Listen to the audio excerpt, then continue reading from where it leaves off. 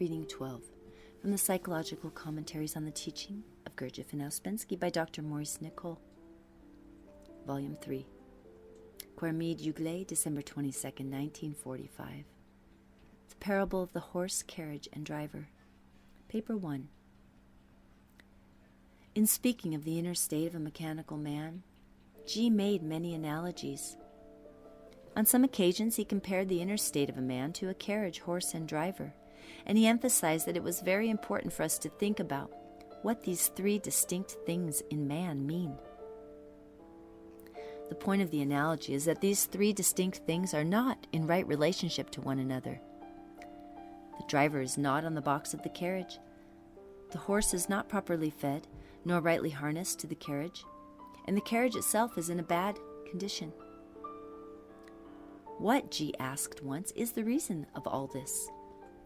The reason is that the driver is sitting in the public house spending his money on drink and giving no food to the horse and no proper care to the carriage. In order to change this state of affairs, G said, it is necessary that the driver receives a shock to awaken him. Now, the interpretation of this analogy or parable can be approached from many different sides, some of which have already been explained.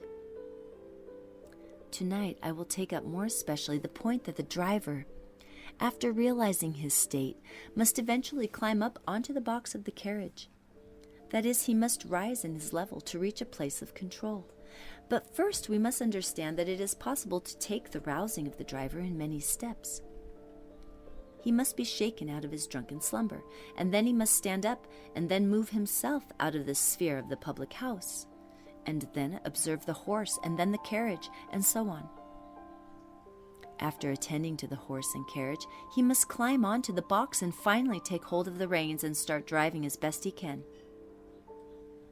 As you know, the parable goes on to say that if he does all this, a fourth factor may appear on the scene. The master may be found sitting in the carriage and giving directions to the driver as to where he must go. But, it is added, the master will never seat himself in the carriage unless the driver is on the box and has begun to take hold of the reins and has done what he could for both the horse and the carriage. This parable is really about the whole object of the work. The object of the work is to reach real I in oneself, through the long inner path, through oneself, through self-remembering and work on oneself. Real I is the master in the parable. We are taught that as we are, we have no real I and have no inner stability and never know what we really have to do. In our present state, first one I takes charge and then another I. Our state is comparable to that represented in the parable of the Tower of Babel. From that parable, apparently, we once had inner unity, but something went wrong and multiplicity appeared. Namely, from being one, we became many. In general, our being is defined in the work as being characterized by multiplicity as distinct from the being of a conscious man. We are a crowd of different eyes, pulling in different directions, all with their own forms of self-will, and what we rather grandly call our will is nothing but the resultant of all these different wills. So our task is to attain unity. And no single I that we know or can observe at present has the strength to give us this unity and arrange and subordinate all the I's into a whole. We can, however, form substitutes for real I, which, beginning with observing I, are called, in ascending sequence of importance and power, deputy steward and steward. We are fortunate if we have a deputy steward to look after our household affairs, and still far more so if we ever attain to that level where we have steward controlling affairs. But beyond steward lies master, or real I, the reaching of which is the chief aim of all. You will see in the parable of the horse, carriage, and driver that there is no chance of our attaining to the level where master or real I exists, or of hearing his voice and receiving his instructions as to what we have really to do with our lives, unless we first of all waken out of the sleep, out of the stupor that we exist in, which is represented by the driver sitting in a drunken sleep in the public house. The first task, then, is to awaken the driver, For unless this has taken place, the horse cannot be attended to, nor the carriage. The carriage can be said to represent the body, and people may think that they can start only with the body, but this is wrong. In fact, it may put the driver into a deeper sleep. What is the method of this work in regard to the awakening of the driver and the nature of the shock? If the driver realizes that he is in a drunken sleep, this may be sufficient to make him try to wake up. With what is he drunk? One thing is imagination. We are drunk with imagination. I have heard it said in the work that at one time humanity on earth was going forward too quickly in proportion to the rate of development of the moon and the earth, and had to be held back. The overseer called the chief engineer and explained to him the difficulty. The result was that man was given imagination. Then, from that time, everything went on without difficulty. The imaginary began to replace the real. As you know, the work speaks about imaginary I. Man believes that he has real I as he is, just as he imagines he is fully conscious. He believes that he is a real individual, unchanging, permanent, with full will and full consciousness. He has no real I, but his imagination creates imaginary I in him. He hides from himself his extreme inner weakness by means of imagination. Now, if a man realizes that he has no real I, no real will, that all he has felt and thought about himself in this respect can simply be called imaginary I, then he is beginning to awaken from the drunken sleep in the public house where he spends his money in imagining. This is one side of the position of man from the esoteric point of view. We remind ourselves here that the problem of esotericism is always the same, namely how to awaken man from his state of sleep and make him realize he is asleep. Esoteric teaching takes man not only as not yet conscious, but drunken with imagination and wasting his force in falsity and violence. You will then see the necessity for beginning with self-observation, the observation of one's sleep. All forms of teaching are quite useless unless the driver awakens. You can see the reason why. A man may be given some teaching while he is drinking in the public house, and this teaching will go into his imagination and increase his state of sleep. If he is told that he is an angel in heaven, he will believe that he is and drink more than ever. Certainly this will increase his state of sleep, his state of imagination. Many good people indulge in this form of drink. Unfortunately, there are many sorts of teaching that have this effect as their object. Pseudo teachings that only increase imagination. In the work, however, we are given nothing to feed our imagination about ourselves, but quite the contrary. I have found nothing flattering in this teaching. There is nothing flattering, for example, in being told that we are machines that have no real I, that we are nothing but pictures of ourselves, that what we call I is nothing but imagination, that we have no real will, that we are a mass of contradictions which we do not notice, owing to having so many buffers and different forms of padding, that we are not conscious yet, and so on. It is not pleasant to be told that we are mechanical, just machines, and that we do nothing consciously.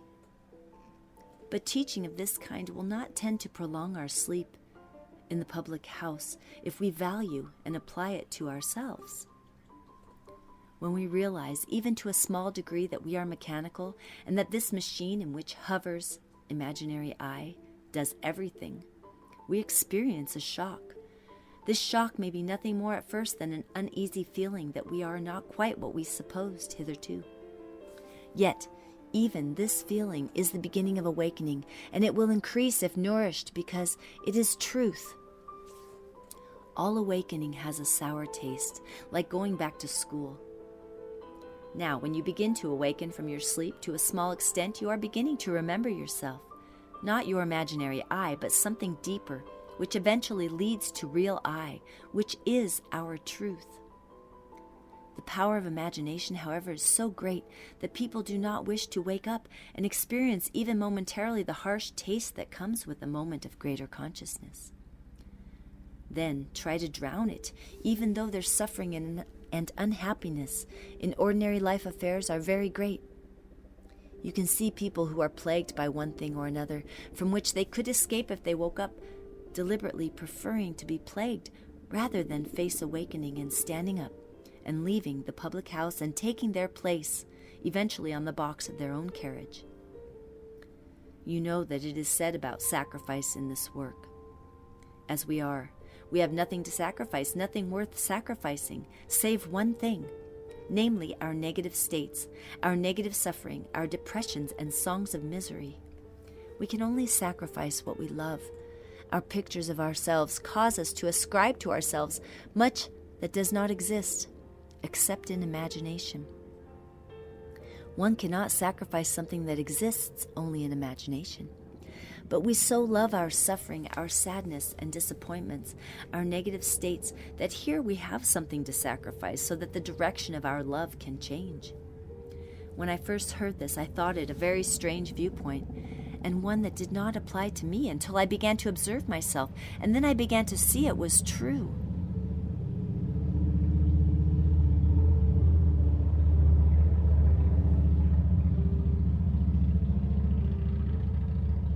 You notice how people intoxicate themselves with their own suffering and cannot listen to anyone else's, and are always dwelling on their suffering, either openly or secretly, commiserating with themselves. This dwelling on suffering is a form of imaginative drunkenness. It is a fascinating form of drunkenness on which the driver can spend a great deal of money. Do you know your own typical public house song of misery? Often actually sung in an actual public house? In order to awaken, the driver must begin to think. The ideas of this work fall on us at first as from a great distance. We hear a voice saying things over and over again. We do not notice much of what is said. We are dreaming of other things or waiting for our little accumulators to fill up again, so that we can run around once more as before. After a time, something falls on the ear of the sleeping driver. He hears something and stirs and perhaps looks up for a moment. Yes, he thinks, that is quite true. He has begun to think. If things go well with him, his hearing improves, and instead of drinking all the time, he sometimes thinks, and sometimes merely drinks. He is still in the public house. His horse is still starving. The harness is in bits and pieces, and the carriage unrepaired and unpainted. But he is not yet aware of all this. His thinking is not yet strong enough to become emotional and get him on his feet and make him go to the door and look for himself at his inner state. Now I will skip several steps in the parable and come to the idea that the driver must climb onto the box. To drive, he must ascend above the level of the ground. But before this can happen, he must say, "I will drive." That is a decision, and it is followed by having to go up. Now, here is something very strange, because actually he has to go down. He cannot drive from imaginary I, from false personality, from anything in him that thinks it can do. He will never be able to drive from pride or vanity, but only from what is lowest in him in this respect, from what is most simple and humble and genuine and sincere. So to go up, he must go down. When he says, "I will drive," if he thinks he can do it himself and for himself, he will break reins, smash wheels, and fall off. This decision, "I will drive," must be said with a delicacy of understanding that implies the existence of something else being necessary. For where are you going to drive? You will have to be told and then obey, and so you are not the driver in the imperious sense of the man who imagines he can do and merely does what he pleases. To do, in the work sense, ultimately means to obey the master who may suddenly appear in the carriage.